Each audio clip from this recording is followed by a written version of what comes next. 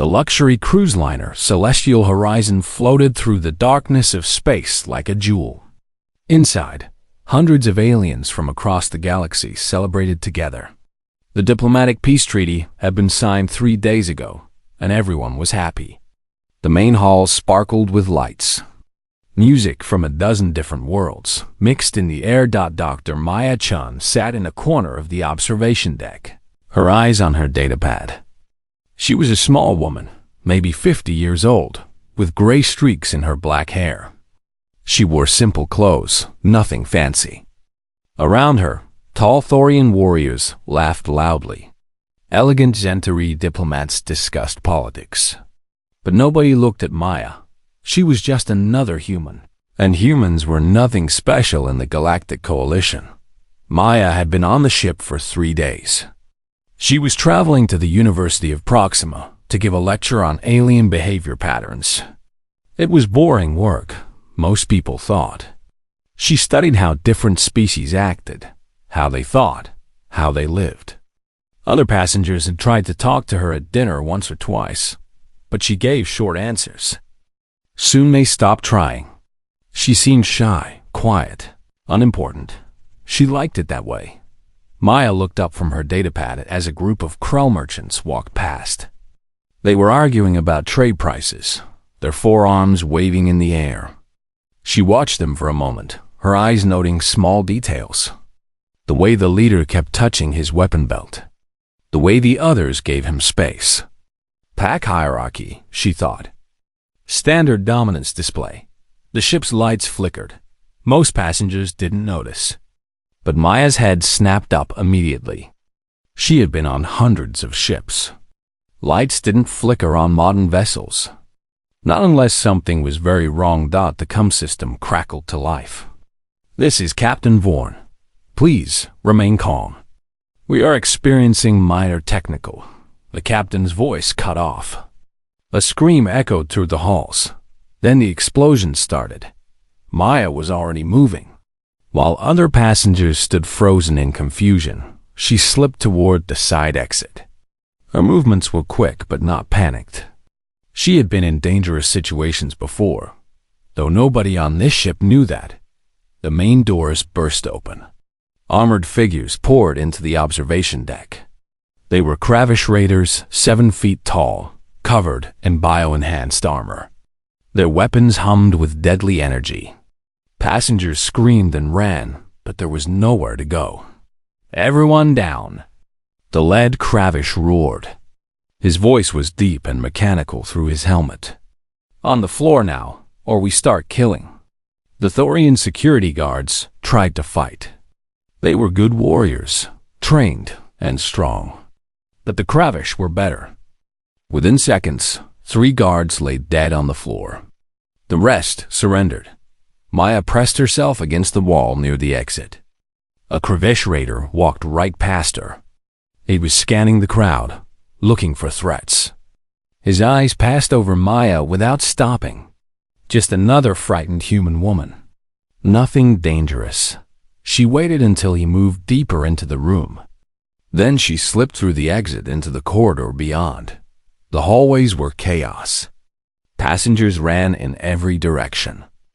More Kravish raiders were spreading through the ship, rounding people up. Maya moved against the crowd, heading toward the maintenance sections. Nobody paid attention to her. In the panic, one small human woman was invisible. She reached a maintenance hatch and pulled it open. The tunnels beyond were narrow and dark. Perfect. Maya climbed inside and sealed the hatch behind her. She took a deep breath and activated her datapad. The ship systems were being locked down, but she had spent 3 days studying the Celestial Horizons network. She knew where the back doors were. From the main hall, she could hear the Kravish commander speaking. His voice boomed through the ship's speakers. Attention, passengers of the Celestial Horizon. This vessel is now under our control. Your security forces have surrendered. Your captain is our prisoner. We have come for one person, a political prisoner hiding among you. Give us Senator Thexal of the Zenari Union, and the rest of you will live. You have 6 hours. Maya's fingers moved across her datapad. She accessed the security camera feeds. The screens showed Kravish raiders in every major section of the ship. They had moved fast and efficient. This was a military operation, not a random pirate attack. She counted the raiders. 23 visible. Probably 25 to 30 total. All heavily armed. All trained warriors. The odds were impossible. Maya smiled slightly. Impossible odds were something humans understood well. She pulled up the ship's environmental systems.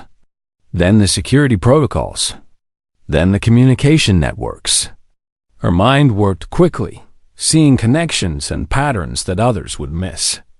She had spent her whole career studying predators. How they hunted. How they thought. How they could be beaten. The Kravish were apex predators in direct combat. Stronger, faster, better armed than almost any species. But they had weaknesses. Every predator did that in the main hall. The Kravish commander was separating passengers into groups. Maya watched through the cameras. He was organizing them by species and importance. The warriors in one area. The diplomats in another. The civilians huddled together in fear. Nobody had noticed that one human woman was missing. Nobody cared. Maya accessed the ship's power grid.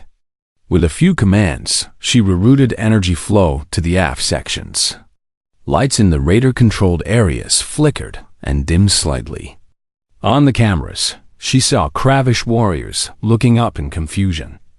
Technical malfunction, one raider reported to his commander. The ship's systems are unstable. The commander growled something in his language. He ordered 2 raiders to check the engine room. Maya watched them go. She was already 3 moves ahead, planning their route, knowing where they would walk. The maintenance tunnels connected to every part of the ship. She could move unseen while they marched in the open. She crawled through the narrow tunnel, her datapad glowing softly. Behind her, hundreds of passengers were prisoners. Ahead of her, dozens of trained killers controlled the ship. And she was just one person. One small, unremarkable, easily forgotten person. The Kravish had made their first mistake. They had looked at her and seen nothing worth noticing. They would learn. Humans had survived and thrived in a galaxy full of bigger, stronger, faster species for one simple reason. Humans were very, very good at being underestimated. Maya reached a junction in the tunnels and paused. She pulled up a map of the ship on her datapad. The raiders were spreading out, securing their control. But spread out meant vulnerable, divided, alone. She began to plan. Not an attack. Not yet. First, she needed them confused, uncertain, afraid. The most dangerous human, she had learned long ago, was always the one nobody noticed. And right now, on the celestial horizon, nobody was noticing Dr. Maya-chan at all. That was exactly how she wanted it. Maya moved through the maintenance tunnels like a ghost. Her knees ached from crawling, but she ignored the pain. She had been in worse situations. Much worse. Most people who met Dr. Maya-chan thought she was a simple academic. A teacher who studied alien cultures. They were wrong. Maya had spent 20 years in human military intelligence before she became a professor. She specialized in something very specific, understanding how predators hunted. She had studied the Thorian war packs on their home world, watched Krell hunting parties track prey across ice planets, spent months observing Vexnari stalkers in the jungle. Every dangerous species in the galaxy had patterns, behaviors they couldn't change, because those behaviors were built into their biology, their culture, their training. The Kravish raiders were no different. Maya stopped at an access panel and checked her datapad. The 2 raiders sent to the engine room were following the main corridor, exactly as she predicted. Military training made soldiers efficient, but it also made them predictable. They would take the fastest route, stay in communication with their commander, follow standard security protocols, She typed commands into her datapad, accessing the ship's environmental controls. The corridor ahead of the raiders was currently 70 degrees. She adjusted it to 90. Not dangerous, just uncomfortable. The Kravish wore heavy armor. They would start sweating, getting irritated. On her screen, she watched them slow down, talking to each other. One pulled at his collar. Maya smiled. Small annoyances added up. That was lesson 1 in psychological warfare. She moved to a different junction, bringing up the ship's communication logs.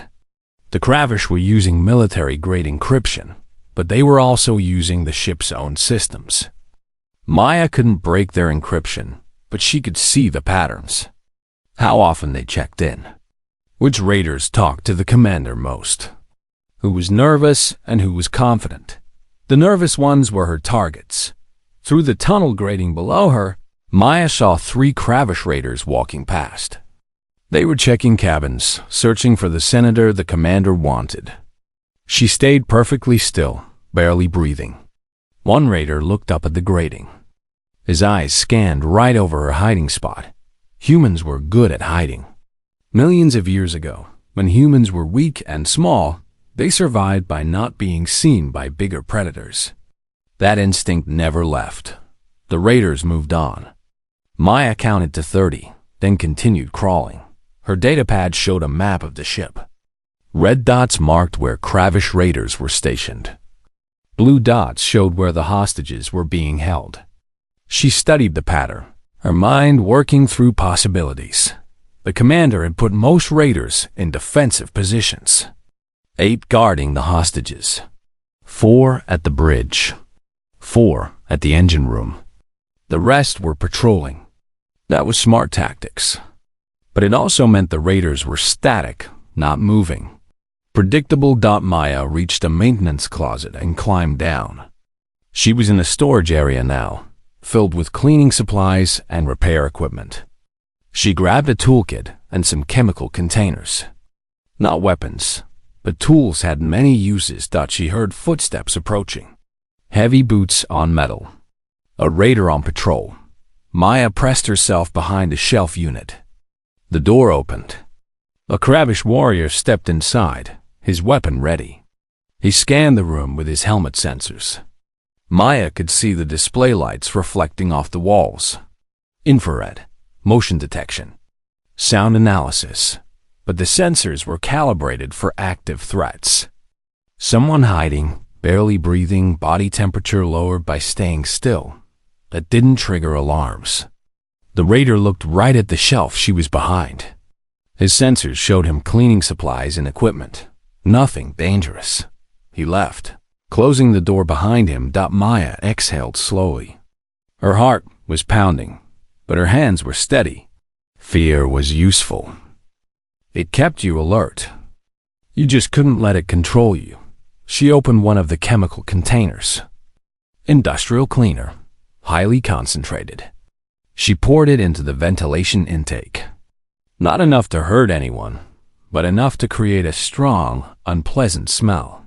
Within minutes, it would spread through the aft sections of the ship. On her datapad, she watched the cameras. Raiders in the affected areas started complaining. The smell was awful. They opened doors and windows, breaking their defensive positions. The commander ordered them to seal their helmets, but that made communication harder. Another small annoyance.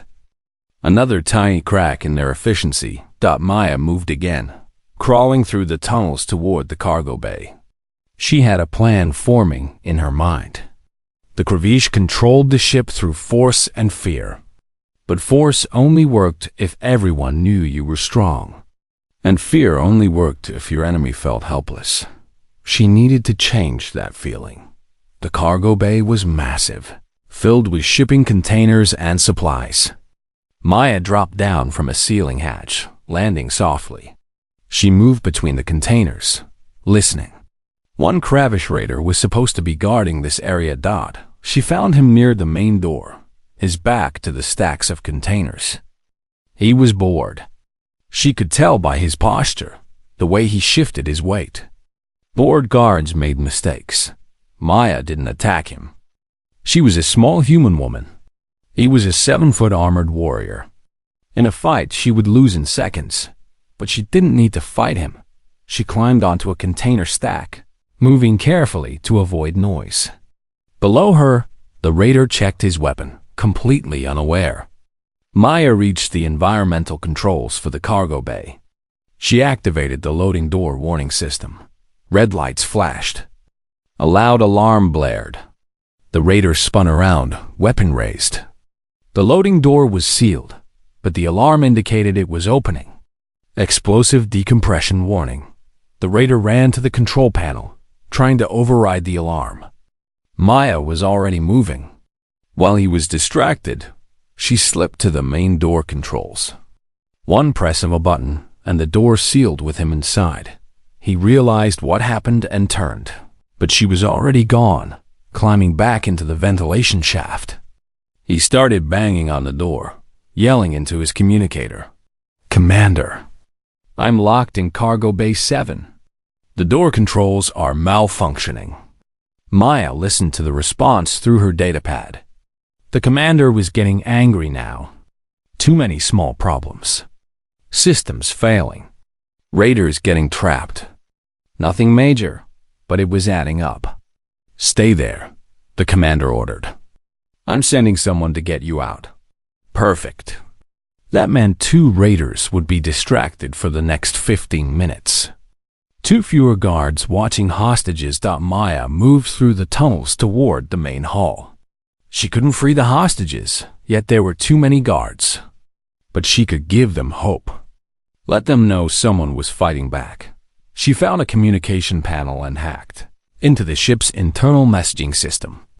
The Kravish had locked down voice communication, but text messaging still worked on some channels. She sent a message to all passenger datapads. "Stay calm. Help is coming. Do not resist. Trust the process." It was vague, but it would spread. Prisoners would whisper to each other. "Someone is fighting back. Someone has a plan." The Kravish would hear those whispers too. That was part of the plan. Paranoid enemies made more mistakes. Maya checked the time. 2 hours since the attack started. 4 hours until the commander's deadline. She needed to work faster. She pulled up the raider positions again. They were adapting, becoming more cautious. Good. Cautious meant slow. Slow meant she had time. Her datapad buzzed. Someone was trying to trace her signal. The Kravish had noticed the system intrusions. Maya disconnected immediately and wiped her access logs. She moved to a different section of the tunnels, putting distance between herself and the trace point. This was the game now. Action and reaction. Move and countermove. The Kravish had strength and numbers. Maya had knowledge and patience. Humans had won this kind of fight before. Not through power, but through persistence. Never giving up. Never stopping. Wearing down the enemy until they broke. Maya settled into a new hiding spot and began her next move. The Kravish commander wanted Senator Dexal. But Maya had looked at the passenger list. There were 3 Zenari senators on the ship. She sent another message, this time to the Kravish communication channel, using a spoofed signal. "Which Dexal do you want? We have 3. Let them figure that out. Let them waste time checking records and arguing." Above her, through the tunnel grating, Maya heard raiders running past. They were searching now, looking for whoever was causing these problems. They would never find her. She was just one small, unremarkable human woman, hiding in the shadows of a huge ship, and she was going to make them regret ever boarding the celestial horizon. 3 hours into the crisis, the Kravish commander was losing his patience. His name was Varric, and he had never failed a mission. He had raided over 40 ships in his career. This should have been simple. Board the ship, take the senator, leave.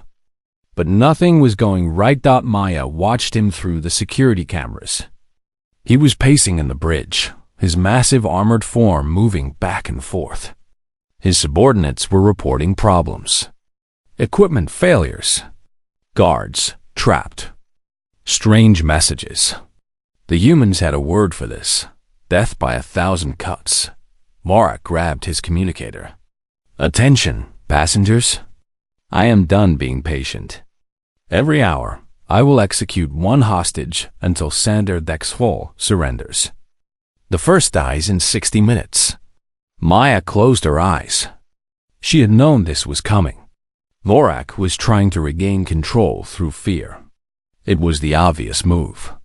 But it also meant the situation was changing. She needed to adapt. She pulled up the hostage location. The main hall. 8 guards. Too many for her to handle directly. But direct wasn't the only way. Humans evolved as persistence hunters. On Earth, millions of years ago, humans couldn't outrun antelope or overpower lions. But humans could chase prey for hours, even days, until the prey collapsed from exhaustion. It wasn't about speed or strength. It was about never stopping, never giving up. Outlasting the enemy. Maya had been annoying the Kravish for 3 hours. Now she would exhaust them. She accessed the ship's climate controls and set them to slowly increase temperature throughout the ship. Just 2 degrees every 30 minutes. Slow enough that nobody would notice immediately, but fast enough to tire out armored warriors. Then she accessed the lighting systems.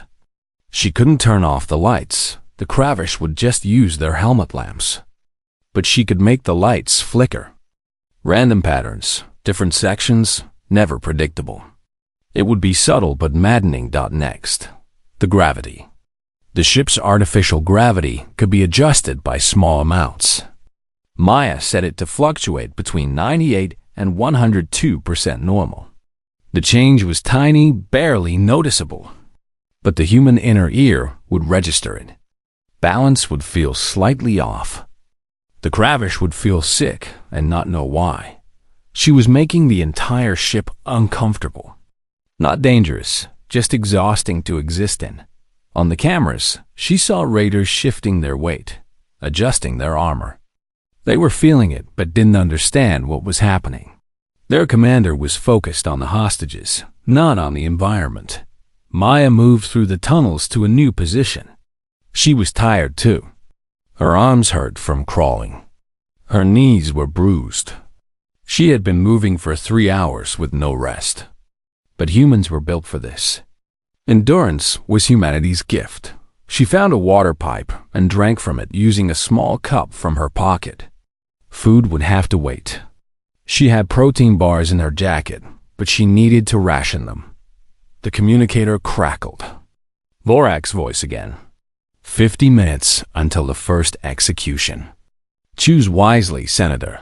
Maya had to do something bigger.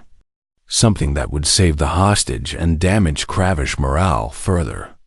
She looked at her map of the ship. The power distribution center was 3 levels below the main hall. The Kravish had guards there, but only 2. She made her way through the maintenance tunnels, moving as fast as she dared. Time was running out. The power center was behind a secured door. Maya accessed the lock through her datapad. The Kravish had changed the codes, but the door had an emergency maintenance override. She activated it and slipped inside. The 2 Kravish guards spun around. Weapons raised. Maya dove behind a power console as energy blasts exploded above her head. Her heart hammered. This was direct confrontation now. Her worst scenario. Come out, human. One guard shouted. You're trapped. They were right. There was only one exit, and they were blocking it. But Maya wasn't trying to escape. She was buying time. She opened an access panel on the power console and started pulling wires. Sparks flew. Alarms began blaring. Stop. The guard yelled. You'll overload the system. Maya didn't stop. She rerouted power flow, creating a feedback loop. It wasn't enough to explode, but it would trigger automatic safety shutdowns throughout the ship. The lights went out. Emergency lighting kicked in, but it was dim and red. The guards activated their helmet lamps. Maya was already moving, crawling under the consoles toward a ventilation shaft she had spotted earlier. Energy blasts lit up the room as the guards fired blindly.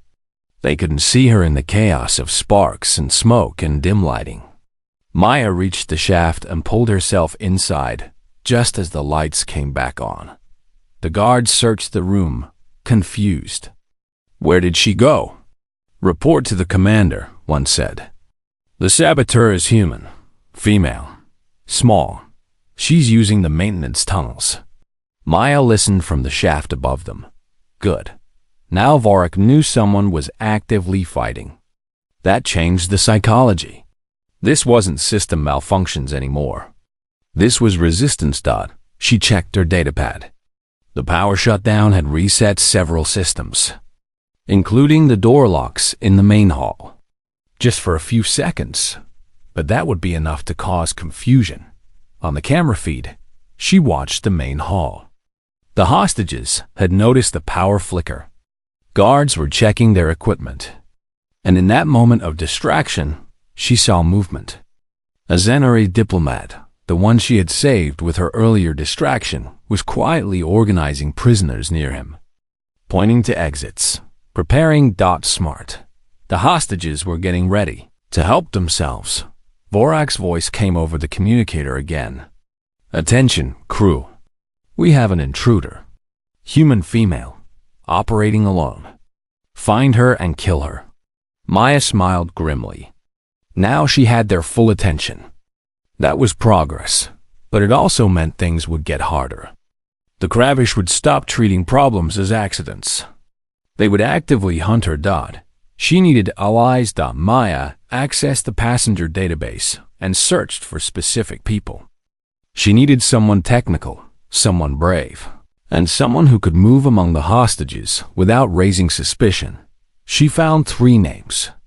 Commander Drex, a Thorian security officer who had surrendered earlier. Lynn Park, a human freighter pilot with military experience. And Ambassador Tasha, the Zentari she had already saved once.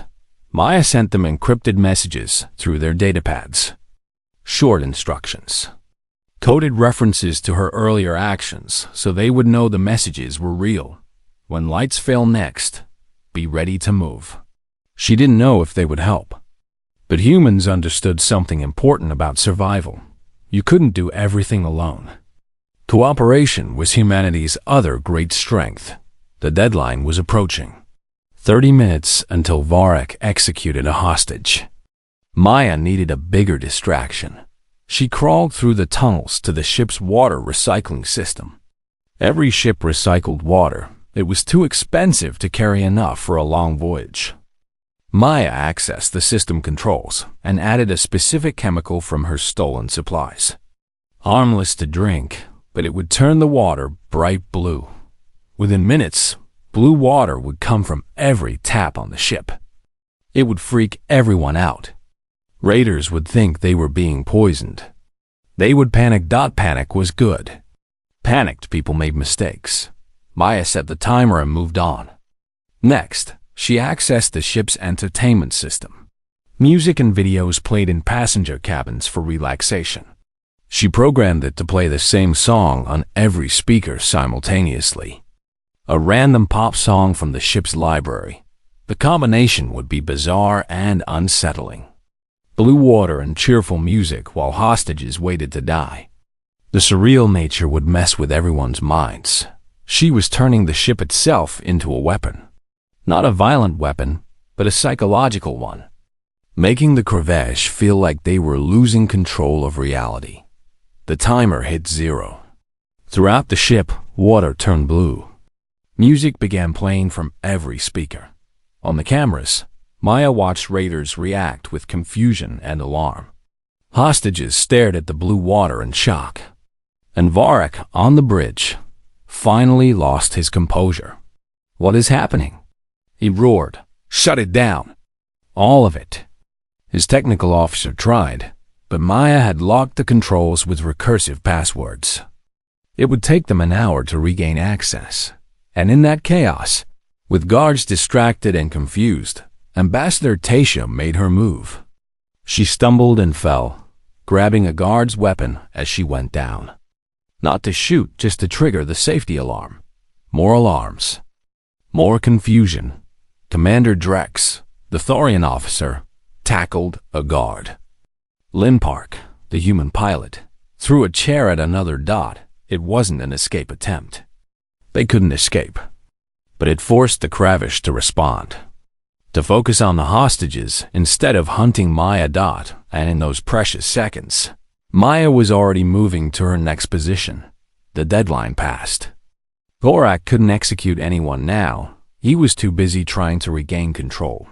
Maya had bought more time. But she was exhausted. The raiders were adapting. Soon they would organize a proper search. She found a small alcove and allowed herself 5 minutes to rest. Her body ached. Her mind was tired. But she couldn't stop. Persistence meant continuing even when you wanted to quit. That was the human way. That was how her species survived among the stars. She ate half a protein bar and drank more water. Then she checked her datapad for the next move. The hunt was far from over. Vorak stood in the bridge, staring at the reports. 5 raiders injured in accidents. 7 trapped or delayed by system failures. All hostages accounted for, but increasingly defiant. And 1 human woman causing it all. He accessed the ship's database and pulled up Maya Chan's file. Academic, xenanthropologist, published papers on predator behavior across 15 species. Age 52. No military record listed, but the file was wrong. It had to be. No simple academic could do this. Bring me tracker, Cass, Vorak ordered. 10 minutes later, a different kind of raider entered the bridge. Cass was Vexnari, a species evolved from ambush hunters. His senses were enhanced. He could track prey by smell, heat signature, and movement patterns invisible to others. He was the best hunter in Vorak's crew. Find the human female, Vorak said. Bring her to me alive. I want to know who she really is. Cass nodded and left. His hunt began. Maya was in the life support section when her datapad alerted her. Someone was tracking her movements through the ship. Not randomly searching, actually following her path. She checked the security cameras and saw him. Vexnari. Tracker, species. This was very bad. She had studied the Vexnari. They hunted by scent and heat. The maintenance tunnels were leaving a clear trail. Her scent, her body heat, her movement. She couldn't hide from him the way she hid from the others. But humans had dealt with better trackers before. Wolves, bears, big cats. Human ancestors survived because they were smarter, not stronger. Maya grabbed chemical solvents from a maintenance closet. She poured them along her back trail, masking her scent. Then she accessed the climate controls and raised the temperature in the tunnels by 10 degrees. Heat signatures would blur when everything was hot. She moved quickly to a junction and split her path. She walked down one tunnel for 20 feet, then carefully climbed back using the ceiling pipes. Her footprints led one way. She went another. Through the cameras, she watched Cass enter the maintenance area. He moved with fluid grace, his head turning as he analyzed scents and heat patterns. He paused at the chemical spill, his forked tongue flickering. He wasn't fooled. He waited, studying the patterns. Then he continued, following her real path. Smart. Very smart. Maya needed to think differently. She couldn't outrun him. She couldn't hide from his senses. So she needed to outsmart his mind. The Vexnari were ambush hunters. They had patience, but they also had instincts built from millions of years of evolution. Those instincts followed patterns. Prey runs away. Injured prey hides in enclosed spaces. Dangerous prey confronts directly. Maya would do none of those things. She found a storage room with multiple exits and prepared a trap. Not a physical trap, a psychological one. She took her jacket off and left it in the room with a heat pack from a medical kit. The heat signature would look like a person hiding. Then she accessed the door controls and set them to lock automatically after someone entered. Finally, she climbed into the ceiling space above the room and waited. Kes arrived 5 minutes later. His sensors detected the heat signature. He approached carefully, weapon ready. When he entered the room, the door locked behind him as planned. He found the jacket and heat pack. He realized it was decoy. But before he could react, Maya spoke from the ceiling. "Hello, Tracker Kes." He spun around, pointing his weapon upward. But Maya wasn't planning to fight. She had opened the life support vents in this room. The air was being replaced with pure oxygen, not dangerous, but it would affect his scent tracking. Everything would smell too sharp, too intense. "Your species hunts alone," Maya said calmly. "You rely on your senses. But I studied your people. I know how your mind works." Cass fired at her voice, but she had already moved. The shot hit the ceiling where she had been. "You're tracking me because you think I'm prey." Maya continued from a different position. "But humans aren't prey. We're the species that hunted everything else." She dropped a small smoke canister, something she had made from chemicals, in the storage room. Not toxic, just thick smoke that filled the room. Cass's enhanced vision was useless now. "Your commander made a mistake," Maya said. "He thought one tracker could catch one human. But humans don't hunt alone. We hunt in packs." She opened the door remotely and sealed herself in the ceiling as Cass stumbled out of the smoke-filled room. He was disoriented, coughing, his senses overwhelmed. Maya didn't have a pack. But Cass didn't know that. The psychological advantage was making him think he was outnumbered. She moved through the ceiling spaces, putting distance between them. Her datapad showed Cass reporting back to Varrock. The commander was furious. But Maya's brief conversation with Cass had given her what she needed. She had heard his communication frequency. Now she could listen to their private channels, and what she heard made her stop moving. Varrock had decided to change tactics. If he couldn't find the saboteur, he would force her to come to him. He was bringing all hostages to the bridge. If Maya wanted to save them, she would have to come to him directly. It was a smart move. Take away her advantages. Force a confrontation. Maya checked the time. 6 hours since the raid started. She was exhausted. The Kravish were adapting to her tactics. And now she needed help.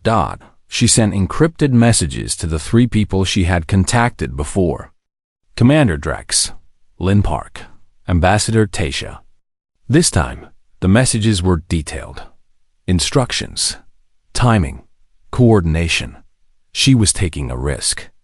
If even one of them betrayed her location, she was dead. But humans survived through trust and cooperation. It was time to test that. An hour later, Maya received responses. All 3 agreed to help. They had been organizing other hostages quietly, preparing for an opportunity. Commander Drex sent a message. The security systems were never fully disabled. I can reactivate them on your signal. Lynn Park, I know ships. Give me access to weapons control. Ambassador Tasha, the Zenari delegation stands ready. We number 40. Tell us when. Maya felt something she hadn't felt in hours. Hope. Not just her against an army. A team. A pack. She began coordinating the plan. It was complex and required precise timing. She would create a diversion in one section. Drex would use that moment to reactivate security protocols and lock Kravish in separate areas. Park would sabotage their escape ships. Tasha would lead the hostages in a coordinated resistance. But Maya needed one more element. She needed Varrock distracted at the critical moment. She accessed the ship's communication system and sent a message directly to Varrock's personal channel. Commander. Varrock, this is Dr. Maya Chun. I'm the one causing your problems. I know you want to meet me. I'm willing to surrender, but I have conditions. The response was immediate. You have no leverage, human. I have information, Maya replied, about Senator Dexal's location, and about coalition military movements in this sector. But I'll only give it to you face to face. It was a lie, but a believable one. Vorak would think she was an intelligence operative. It fit the pattern of her skills. Where are you? Vorak demanded. Main cargo bay. 1 hour. Come alone, and I'll surrender. Vorak wouldn't come alone. He would bring guards, but it would divide his forces, draw them away from the hostages, create the opening her team needed. Maya made her way to the cargo bay and began final preparations. She set up false heat signatures, created hiding spots, planned escape routes, but she also did something else. She recorded a message and set it to broadcast on all channels. If she didn't cancel it in 90 minutes, the message was simple. To any coalition ship receiving this, the celestial horizon has been captured by Kravish raiders. Hostages held. Request immediate assistance. It was a failsafe. If her plan failed, help would come eventually. The passengers would survive. She checked her equipment. 1 emergency flare. A length of cable. Some chemicals? Not weapons, but tools. Tools could be deadly in the right hands. 50 minutes until the meeting. Maya sat in the dark cargo bay and thought about humanity. Millions of years ago, humans survived not because they were the biggest or strongest or fastest. They survived because they could think ahead, plan, cooperate, adapt. Every human alive was descended from survivors, from people who outsmarted predators and outlasted disasters. That heritage was in Maya's DNA. In every human's DNA, she heard footsteps approaching. Multiple sets. Heavy boots. Vorak was coming with at least 6 guards. Maya took a deep breath. This was the dangerous part. The part where she stopped being invisible. The cargo bay doors opened.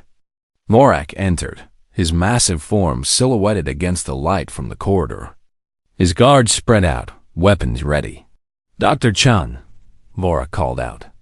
Show yourself. Maya stepped out from behind a container, hands raised. She looked small and fragile compared to the armored warriors. Just a middle-aged human woman in dirty clothes. Vorak laughed. This is what has been sabotaging my operation? One pathetic human? Maya met his eyes. Yes, and I'm not done yet. She pressed a button on her datapad. Throughout the ship, her plan activated. Lights went out. Doors locked. Security systems came online. And in the main hall, 300 hostages began their coordinated resistance. But in the cargo bay, Maya was surrounded by 7 Kradish warriors in the dark. The real fight was about to begin. The cargo bay plunged into darkness. Emergency lights flickered on, casting red shadows. Vorak and his guards activated their helmet lamps, searching for Maya. She was already moving. The emergency flare ignited in her hand. Bright white light flooded the cargo bay, overwhelming the raiders' visual sensors. Their helmets automatically dimmed to protect their eyes, leaving them half blind. Maya threw the flare into a pile of cargo netting and ran. Energy blast lit up the darkness behind her, hitting containers and walls. The raiders were firing blind, their training overridden by confusion. She rolled behind a container as cables she had rigged earlier released their loads. Heavy cargo nets dropped from the ceiling, tangling 2 raiders.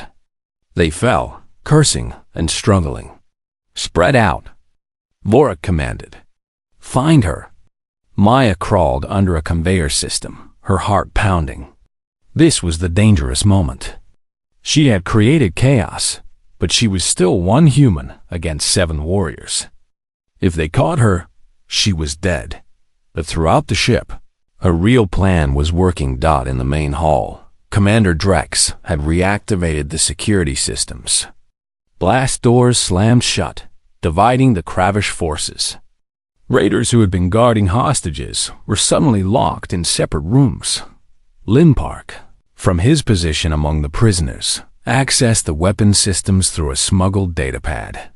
He couldn't fire the ship's weapons, those were locked down, but he could overload the power cells in the Kravish escape craft.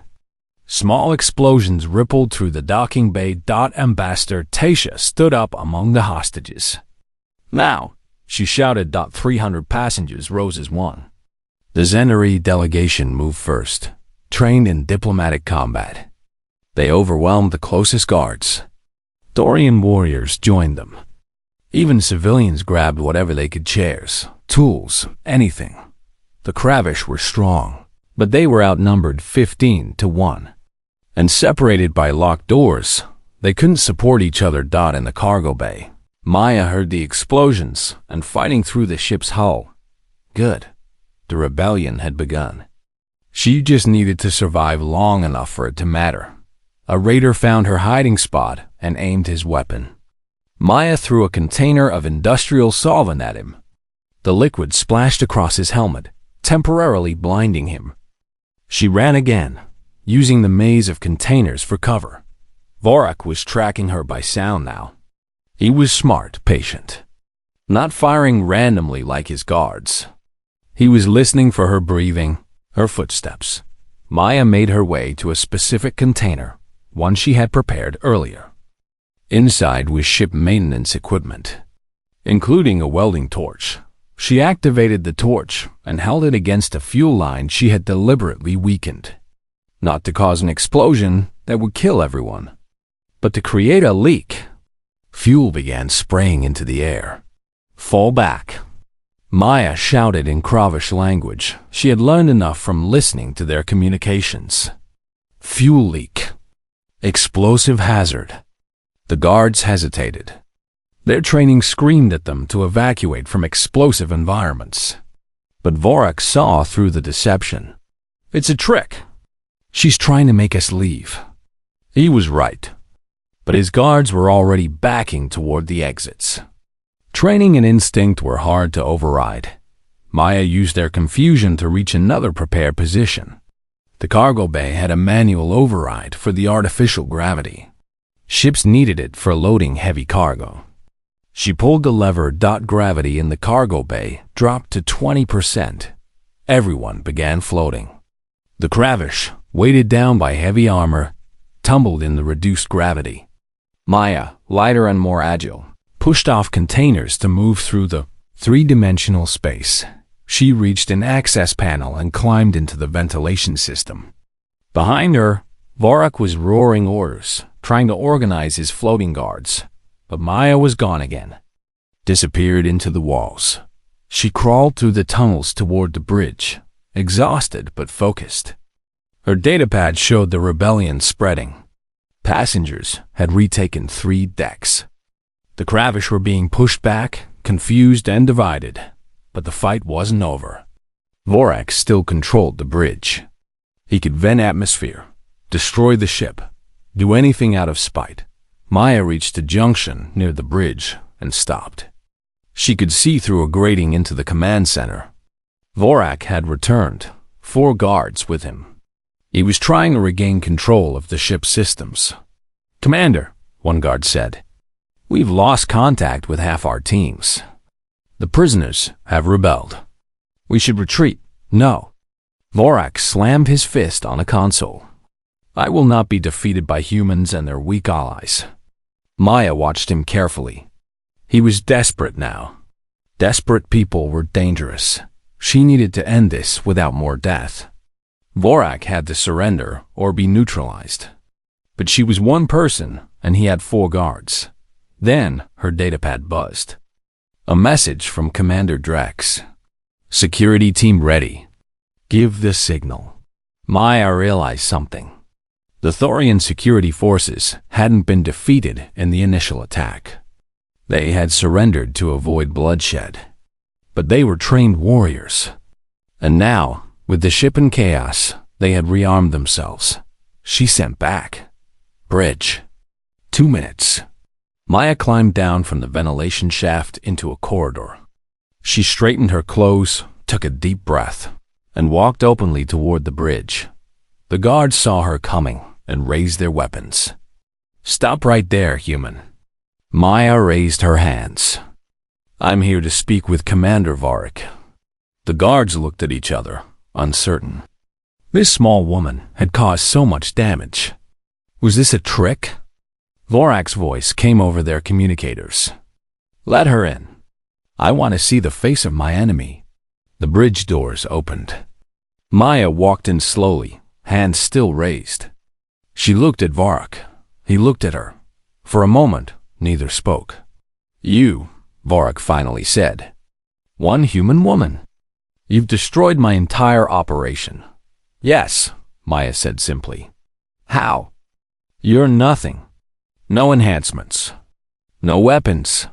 No army. How did you do this?" Maya lowered her hands slowly. "You made a mistake, Commander.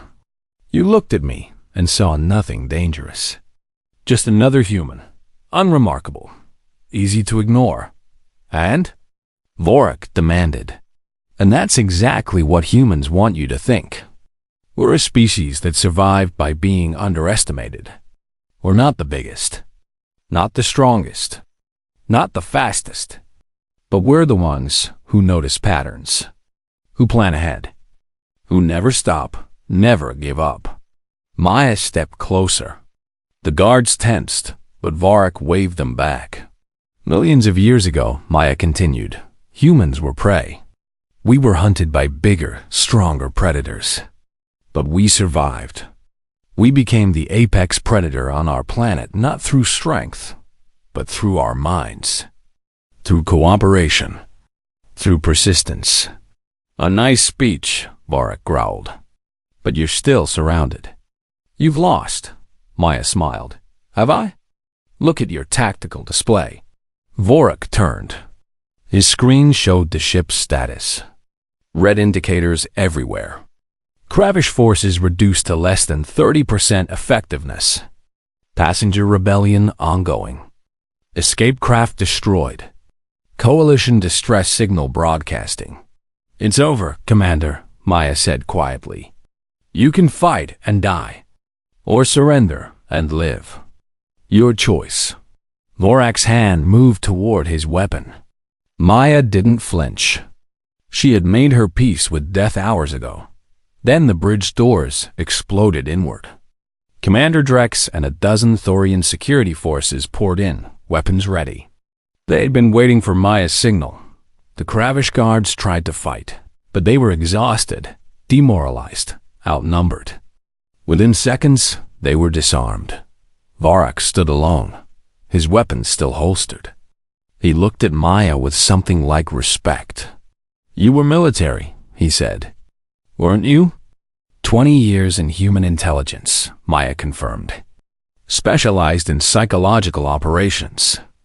I retired to teach. But some skills you never forget." Varric slowly removed his helmet. Underneath, his face was surprisingly human-like. Tired. Defeated. "I surrender," he said. Thought the battle was over.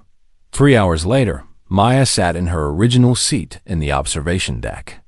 The ship's medical teams were treating the wounded. Coalition forces had arrived to take the Kravish prisoners. Passengers were celebrating their survival. A young Zenari approached her nervously. It was one of the senator's aides, Dr. Chun. I wanted to thank you. You saved us all." Maya looked up from her datapad. "I had help. Commander Drex and his team. Lynn Park, Ambassador Tasha. 300 brave passengers. It wasn't just me. But you started it," the Zentari insisted. "You fought when everyone else was paralyzed with fear. Are all humans like you?" Maya thought about that. She remembered her training, the other operatives she had worked with, the courage she had seen from ordinary humans facing impossible odds throughout history. "No," she said honestly. "Most humans are different from me." The Zantari looked disappointed. Maya smiled. Most are much more dangerous. They work in groups. They plan together. They're capable of incredible things when they cooperate. I'm just one human. Imagine what billions of us could do. The Zentaree's eyes widened. He thanked her again and hurried away. Maya returned to her datapad. She was writing her report, documenting the Krevish tactics as psychology. It would help others prepare for similar situations. Ambassador Tasha approached and sat down beside her. "The Coalition wants to give you a medal," the ambassador said. "For heroism." "I'd rather not," Maya replied. "I prefer being unremarkable." Tasha laughed. "Too late for that. Every species on this ship will remember you. The human who defeated the Krevish single-handedly." "Not single-handedly," Maya corrected. "I keep telling everyone." "I know," Tasha interrupted gently. "You had help. But you were the catalyst. The one who refused to give up when surrender seemed inevitable."